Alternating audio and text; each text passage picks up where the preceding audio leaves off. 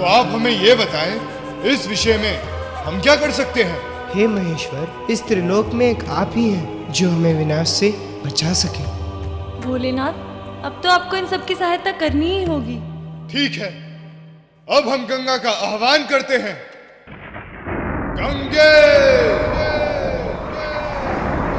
गंगे, गंगे, गंगे, गंगे, गंगे, गंगे। तुम्हारा इतना दुस्साहस कि तुम हमारी आज्ञा की अवहेलना करो। नाथ, आप अपने क्रोध को शांत कीजिए। गंगा मेरी बड़ी बहन है, इसलिए मुझे ब्रह्मलोक जाने की अनुमति दीजिए। नहीं महादेवी, आप यहाँ से कहीं नहीं जाएंगी। महादेव, महादेवी पार्वती ठीक कह रही हैं। इन्हें मेरे साथ ब्रह्मलोक जाने की आज्ञा दीजिए। मुझे पूर्ण विश्वास है कि गंगा इनकी बात नहीं ठुकराएंगी और वो अवश्य कैलाश पर आएंगी। ठीक है देवी, यदि उसने तुम्हारी बात भी नहीं मानी तो? आप तनिक भी चिंता न कीजिए स्वामी, मैं गंगा को कैलाश पर लेकर ही आऊंगी। अब आप मुझे ब्रह्मलोक जाने की आज्ञा दीजिए।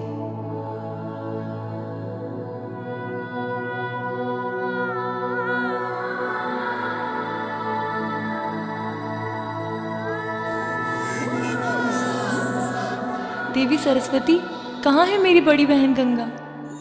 वो ब्रह्मदेव के कमंडल में विराजमान है। आप उनका नाम लेकर उन्हें बाहर बुलाएं। हे गंगा, मैं आपकी छोटी बहन पार्वती आपको बुला रही हूँ। कृपया करके आप कमंडल से बाहर आइए। पार्वती, अगर तुम मुझे मनाने के लिए आई हो तो उल्टे पांव यहाँ से लौट जाओ, क्योंकि इस प्रकार अपमान का घूंट पीकर मैं किसी को क्षमा नहीं कर सकती। देवी पार्वती तुम्हें मनाने के लिए ही नहीं, अभी तो अपने साथ कैलाश ले जाने के लिए आई है देवी गंगा। हाँ जीजी, मैं आदिदेव महादेव की आज्ञा से आपको कैलाश ले जाने आई हूँ। मैं कहीं नहीं जाऊंगी। अब तो सिर्फ प्रलय होगी, प्रलय। और इस प्रलय को तीनों लोकों में कोई नहीं रोक पाएगा। यदि आप मेरे साथ नहीं जाएंगी तो भी प्रलय होगी, क्योंकि भोलेनाथ कैलाश पर क्रोधित बैठे हैं। वो किस लिए? आपने उनके आह्वान करने पर भी कोई उत्तर नहीं दिया, अतः वो क्रोधित बैठे हुए हैं।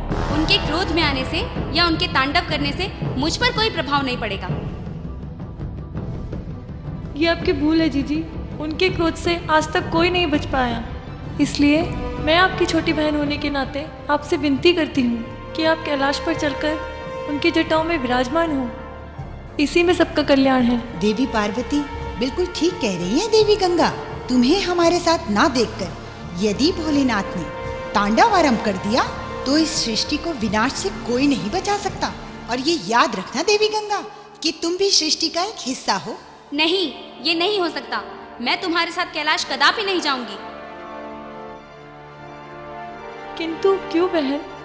क्योंकि वो तो मुझे पहले ही तिरस्कृत कर चुके हैं, इसलिए मैं कैलाश कभी नहीं जाऊंगी। तुम दोनों वापस लौट जाओ।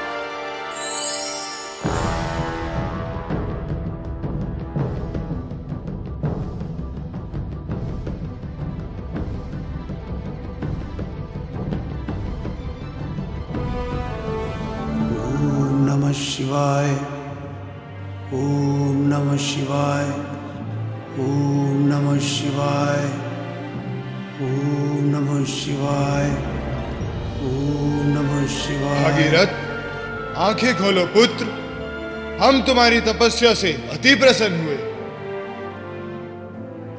मांगो, क्या मांगते हो? भगवान भोलेनाथ के चरणों में दास भागीरथ का प्रणाम स्वीकार हो। हे प्रभु, आपने मेरी प्रार्थना स्वीकार करी, मुझ पर बड़ा उपकार किया।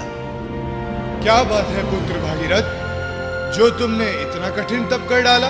हे भगवान भोलेनाथ, हे आशुतोष, आप श्री गंगा जी को पृथ्वी पर आने के लिए कहें। मेरे पुरखों की आत्मा को तृप्त करें और जन कल्याण करें। तथास्तु। पुत्र भागीरथ, तुम्हारी सभी मनोकामनाएं पूरी होंगी। समय आने पर गंगा तुम्हारे साथ पृथ्वी पर अवश्य जाएगी। मैं धन्य हो गया प्रभु, मैं धन्य हो गया।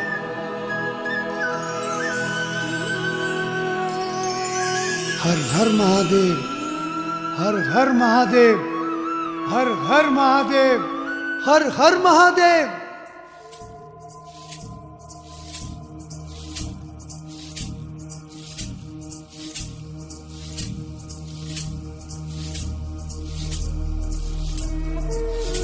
ऐसा दुस्साहस कि तुम शिव शक्ति के आह्वान को अनसुना करो। गंगेल, अब तुम्हें कैलाश आना ही पड़ेगा।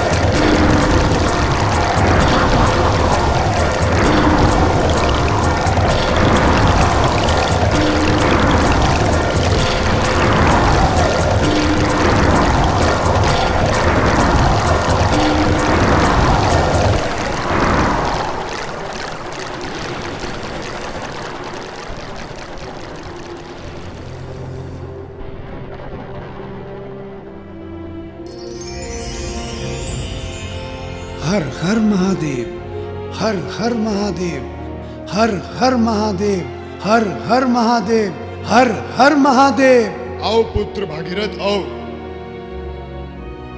मैं धन्य हुआ प्रभु। जैसे ही मुझे पता लगा कि आपने माँ गंगा को अपनी जटाओं में स्थापित कर लिया है, मैं दौड़ा दौड़ा आपके पास चला आया। हाँ भागीरथ, अब तुम्हारे पूर्वजों की आत्मा को मुक्ति अवश्य मिल जाएगी। बस प्रभु, और मेरी आशाओं को पूर्ण करें। हाँ पुत्र भागीरथ, अब और विलंब नहीं होगा। हे गंगे, अब तुम पृथ्वी पर बहोगी और जल कल्याण करते हुए भागीरथ के पितरों की आत्माओं को तृप्त करोगे। सभी लोग तुम्हारी पूजा करेंगे और आज से तुम्हारा नाम भागीरथी भी होगा। जैसी आज्ञा भोलेनाथ। लेकिन क्या आप मुझे अपने से दूर करना चाहते हैं? तुम दूर रहकर भी मेरे पास ही रहोगी, क्योंकि कालांतर में जो भी भक्त तुम्हारे जल द्वारा मेरा अभिषेक करेगा तो मैं प्रसन्न होकर उस भक्त के समस्त दुखों का विनाश करूंगा और तुम तरंग तारिणी कहलाओगे और सागर में मिलकर सागर का मान बढ़ाओगे। जैसी आज्ञा भोलेनाथ। हे भागीरथ,